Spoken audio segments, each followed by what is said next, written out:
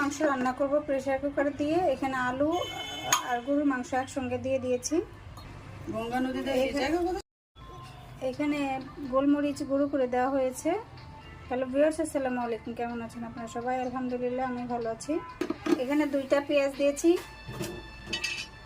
এত দামের পেঁয়াজ বেশি দেওয়া যায় না, 120 টাকা কেজি পেঁয়াজ। আদা রসুন দিয়ে দিলাম। মরিচ গুঁড়ো, হলুদ গুঁড়ো, ধনে গুঁড়ো, জিরে গুঁড়ো সব একসঙ্গে দিয়ে দিলাম। হাতে মেখে রান্না করব। তেজপাতা দিয়ে দিলাম আর সাথে দিয়ে দিলাম গরম মশলার গুঁড়ো।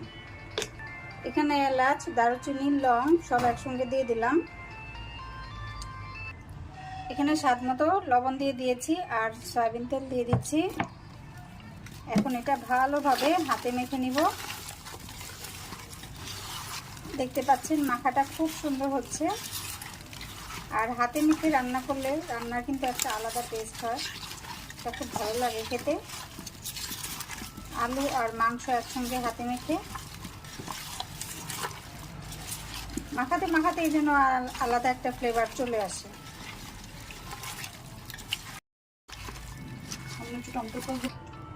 এখানে একটু টমেটো সস দিয়ে দিলাম। এটা আমার হাতে বানানো টমেটো সস, আমি নিজে বানিয়েছি।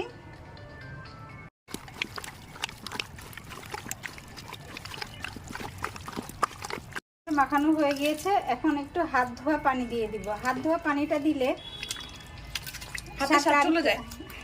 হাতের মজাটা চলে আসে, তাই না? হাতের স্পেশাল মজা আছে না, খাবারের মধ্যে হবে। মাংস রান্না হয়ে গিয়েছে। এই হলো ফাইনাল লুক। খুব সুন্দর ফ্লেভার বের হয়েছে। গরুর মাংসের পাশাপাশি মুগ ডাল আর পোলার চালের খিচুড়িটাও রান্না করে নিচ্ছি। মুগ ডালটাকে ভেজে নিয়েছি, তারপর চাউল আর ডাউল একসঙ্গে ধুয়ে পরিষ্কার করে নিয়েছি। তার সাথে দিয়ে দিলাম অন্যান্য উপকরণগুলো: হলুদ, মরিচ, ধনে, জিরে, আদা রসুন, গরম মশলার গুঁড়ো সব কিছু এখানে দিয়ে দিয়েছি। পেঁয়াজ দিয়ে দিয়েছি, তেজপাতা, গরম মশলা, যা উপকরণ আছে সবগুলোই দিয়ে দিয়েছি। সয়াবিন তেল, লবণ স্বাদ মতো সব কিছু মিশিয়ে ভালোভাবে হাতে মেখে নিচ্ছে।